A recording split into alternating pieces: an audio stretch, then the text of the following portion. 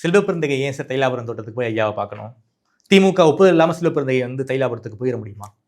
Doctor Ramadoss அவர்கள் சென்னையில் ஆஸ்பத்திரி அனுமதிக்கப்பட்ட ஜி.கே. மணியை பார்ப்பதற்கு வருகிறார். ஆமா, அதே தினத்தில் செல்வ பெருந்தகை போறார்.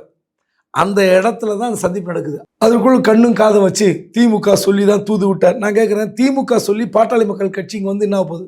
23 சீட்டு வாங்கினாங்க அதிமுகவில் இந்த கடந்த சட்டமன்ற தேர்தலில். இப்போ 23 சீட்டு கொடுக்குறது திமுக இடம் இருக்கா?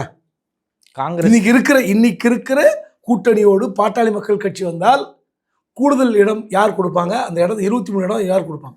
அதே 23 எல்லார்கிட்ட இருந்து பறிச்சு தான் கொடுக்க முடியும். எப்படி கொடுக்க முடியும்? கொடுப்பாங்களா? ஒத்துப்பாங்களா? நிச்சயமா டிசிகா கூடுதல் சீட்டு கேட்குது, கம்யூனிஸ்ட் கூடுதல் சீட்டு கேட்குறாங்க, காங்கிரஸ் கூடுதல் சீட்டு கேட்குறாங்க, எல்லாம் கூடுதல் சீட்டு கேட்குறது எது தெரியுமா? இருக்கிற இடத்தை தக்க வைத்துக் கொள்வது தான் கூடுதல் சீட்டு கேட்பதே.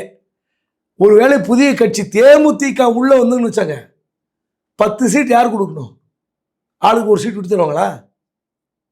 ஒத்துப்பாங்களா சொல்லுங்க? நிச்சயமா மாட்டாங்க. ஒரு சீட்டு கூட யாரும் விட்டு தர மாட்டாங்க. அப்படி இருக்கும்போது திமுக தான் விட்டு தரணும். அதனால் புதிய கட்சி ஒருவேளை கூட்டணிக்கு வந்தால் அங்கே தருவதற்கு அந்த கூட்டணியில் இடமே இல்லை. அதனால் செல்வ பெருந்தகை போய் ராமதாச திமுக கூட்டணிக்கு அழைத்து வருவதற்கு அவசியமே இல்லை.